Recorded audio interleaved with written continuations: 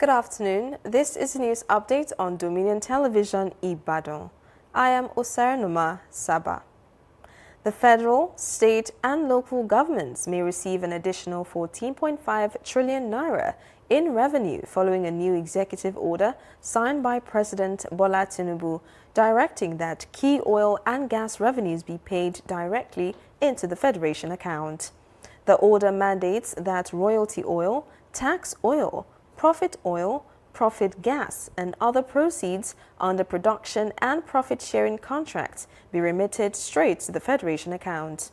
The directive, which took effect February 13, 2026, also scrapped the 30% Frontier Exploitation Fund and ended the 30% management fee retained by NNPC under the Petroleum Industry Act.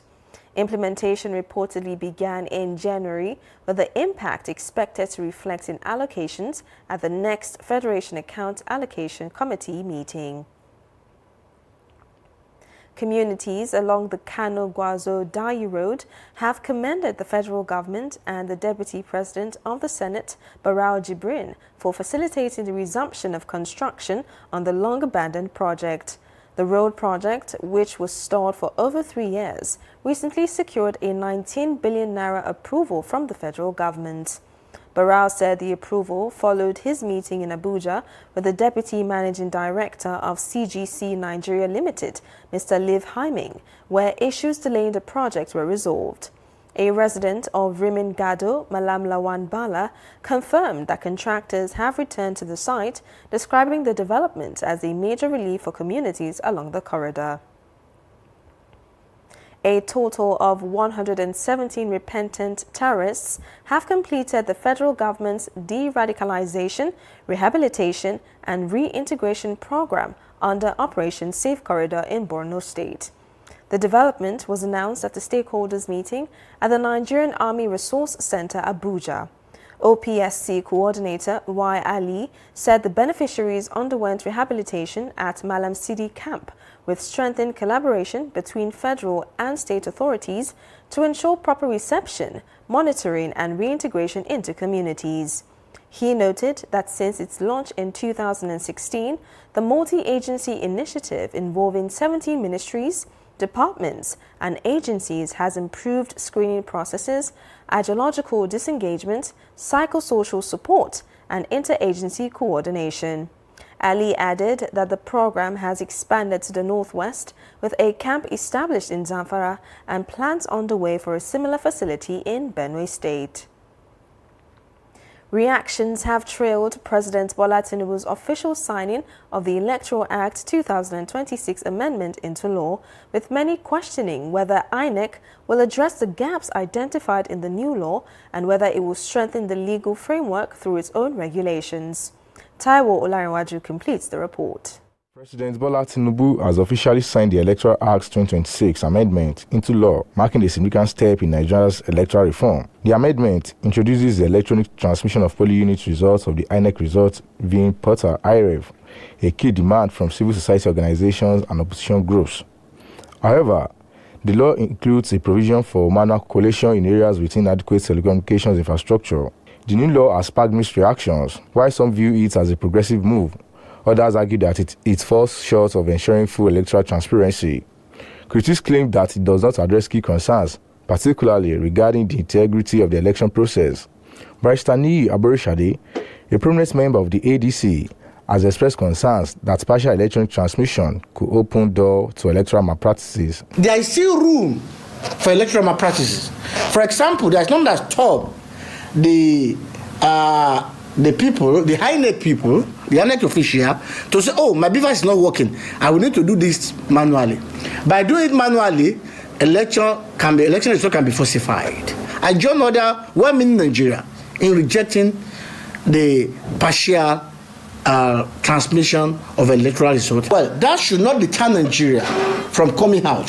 What we should do, in case the government refuses to listen to the voice of reason, what we should do is that people should go there en masse. They should wait until voting is counted, and everybody should take copy of the result. In contrast, Yinka Dairo, the secretary of the Accord Party in Oyo State, supports the inclusion of electronic transmission. I can tell you this development is a very good one, especially this electronic transmission of results. As the 2027 elections approach, Nigerians are left to wonder, will the new law restore confidence in the electoral process?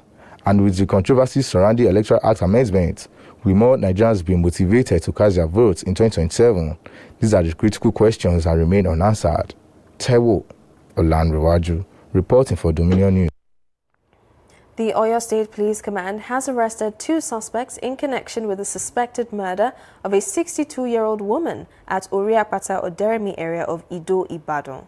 The victim's lifeless body was discovered along a bush path with a deep cut to the neck. Police say preliminary findings indicate the body had been at the scene for about 7 days before it was found. The corpse had been deposited at Adeoyo General Hospital for autopsy, while the case has been transferred to the State Criminal Investigation Department for further probe.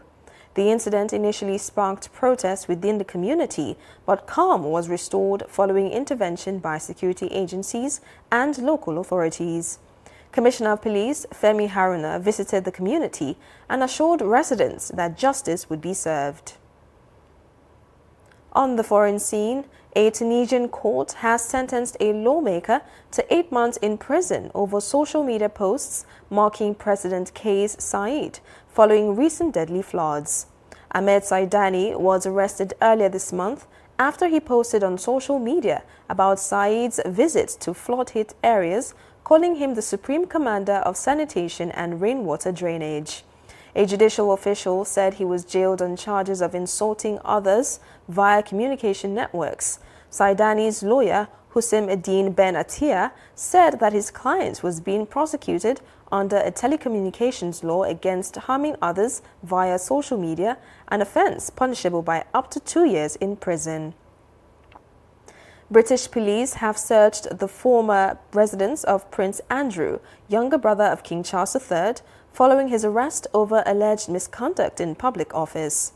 Andrew, also known as Andrew Mountbatten Windsor, was detained on suspicion of sending confidential government documents to disgraced financier Jeffrey Epstein during his time as a UK trade envoy. He was held for more than 10 hours before being released under investigation. Police say he has not been charged with any offense. Photographs of the royal leaving the police station were widely circulated in the British media.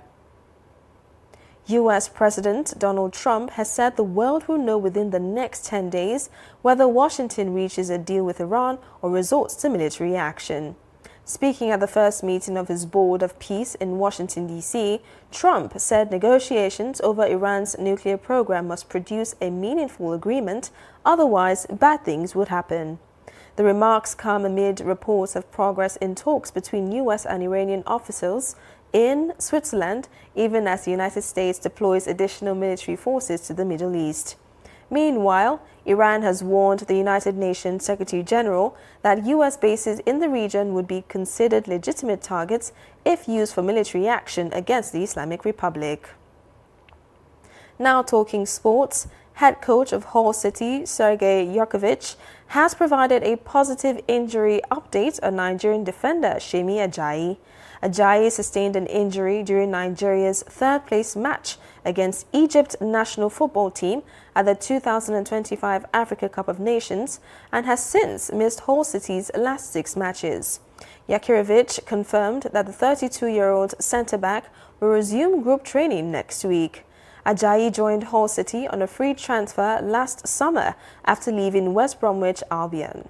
He has made 12 league appearances for the Tigers, scoring once.